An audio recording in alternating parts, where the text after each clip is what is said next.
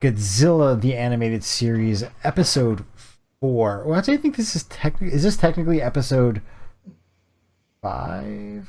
No, this is 4. In the viewing order, it's 4. I'm not exactly sure what the release order is.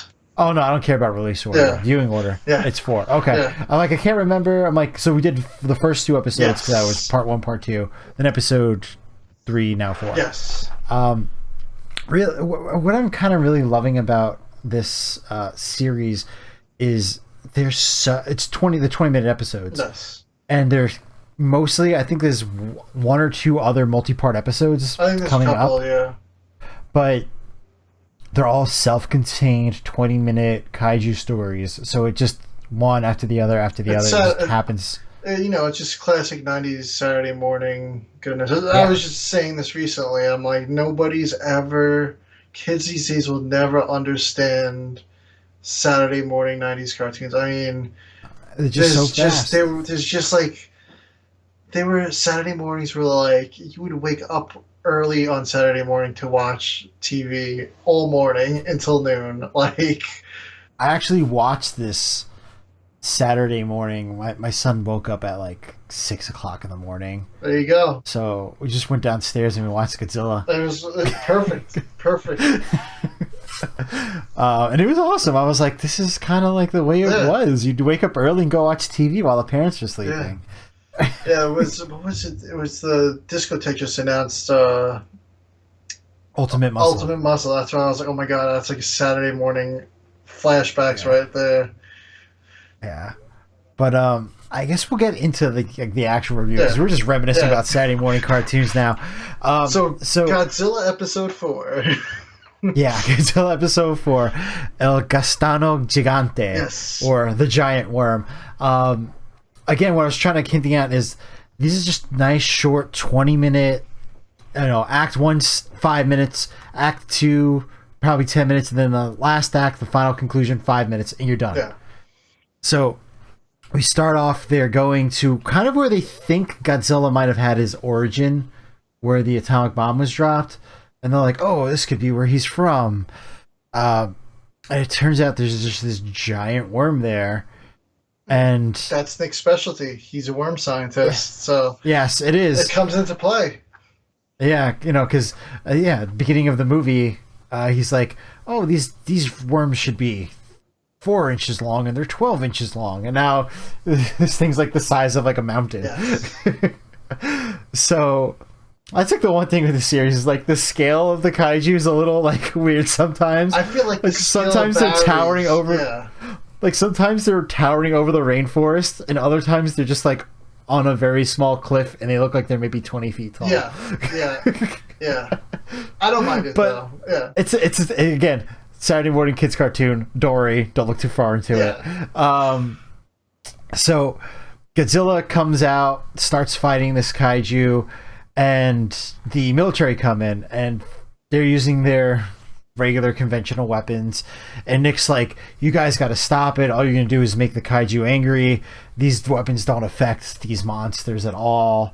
Meanwhile, that's how, again, don't read too far into it, but that's how the 98 movie ended, was he got hit by missiles and died. But again, don't read too far into it. So they're like, oh, we have this special weapon. Yeah, they're biochemical weapons or whatever. Yeah, so they shoot out this missile. It like pops out right over the attack and then like puts all this green mist around the 2 kaiju. Has no effect on the worm. Zero. It strengthens the worm. Yeah, it actually grows. And it hurts Godzilla instead. Yes. Gusano. Oh, Gusano. So they both kind of run away. El Gusano tunnels, goes underground, and Godzilla swims underwater because, he's like, I'm hurt. And that's just classic Godzilla trope at the end of almost every Heisei movie. Yeah. I'm going underwater to heal up. Yeah. So the team discovers that the bioweapon's made from a rare local flower from the island that they're on in Mexico. So they begin gathering the flowers to see if they can figure out a way to make an antidote to cure Godzilla. And they find a couple of flowers, so they start working on that. Um, and they end up that there was another bioweapon on top of the bioweapon that they had. Yeah. Um, you want to take it over from me? Yeah. So as they're finding these flowers, it turns out like they're native to that island, and because they grow in the island and this is a worm and they feed on roots Yes. and other organic matter that it's growing, this worm has lived its entire life feeding off of this plant. So it's completely immune to it and actually it's its food source. Yes. So uh they start torching all the flowers because they're like, we can't have these anymore. One, we don't want them making another weapon, and two, this is just going to keep making this worm more strong. So we have to get rid of him. So they have flamethrowers because they have everything on this ship. So going there with the flamethrowers, torching it all, and he cuts back to at the ship, and they just happen to have like a full underwater medical facility for Yes. Godzilla on the ship. So they have like a giant oxygen that it can put in his mouth. And obviously the gag is that Nigel goes and swims up to Godzilla and crush.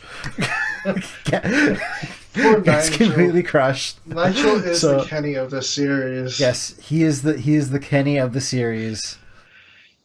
So he'll be rebuilt next episode. Don't worry, he's coming back. But The cure works. yeah, and Cure Godzilla works. wakes up. Yeah. So Craven, big moment is Craven's like, I'm Oh, gonna yeah, run that's- back and make the cure because I'm the only one who can do it, even though I'm a Yeah. coward.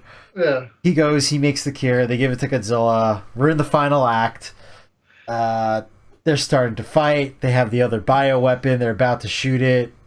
Nick diverts it and shoots it off into like over the ocean. Yeah, it shoots nothing. Yeah, which again, don't read too far into it. It's a Saturday morning cartoon. But the other one had like a little parachute that like dropped the poison, and this one just exploded. But you know, Godzilla. They're like, oh, what affects worms? And they're like, it's the heat.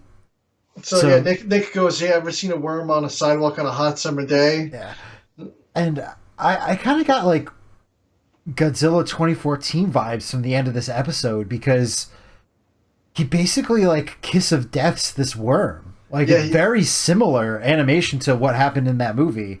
Yep, he fries the thing, and then it shrivels up down into this little, almost like humanoid size worm, and then dives underground. So he didn't kill El Gusano. El Gusano is still out there underground somewhere and probably trying to feed. Right now, those flowers, they burnt all of them, so his food source is gone, but he's still rather large. Yeah, so I'm assuming he's coming back in a future episode. Yeah. I'm yeah. assuming Monster Wars, but I don't know enough about that. I know Yeah. it's like their big Yeah, there's a episode. couple of crossover episodes, Monster Wars, and I forgot what the other one is. I have them up there on the shelf. Yeah, but that's the end of the episode. You know, that's what's really good about this. Again, super short narrative, but you get a full thing. There's so much action in these comic books in this cartoon Animated that series. it's a lot that you can't really describe. It's like something you just have to watch. If you guys get lunch breaks at work, it's the perfect series for that. Yeah. You That's have me. more than enough time. Yeah. That's where I consume everything is my lunch break.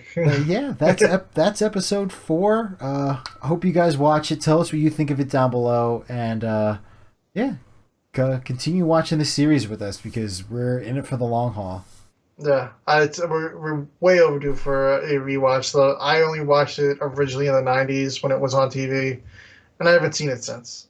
Yeah, And it's like watching it all over again for the first time. It's awesome. It's a beloved series. It redeemed a lot of things that people didn't like about '98 because the people behind this series actually cared about Godzilla a lot, and they really wanted to make it a good kaiju series. they really did, and they were like, they didn't have time or the money to like get like licenses for Toho monsters, so they're like, we'll just make our own versions. Yeah, I think they might use a few roars here and there, but Yeah, nothing that's gonna get them in no trouble. names. Yeah. What are you talking about? That's just a bird. It's not. It's not Rodan. It's just Nah. a moth, Mecha butterfly. Godzilla? No, that's Cyber Godzilla.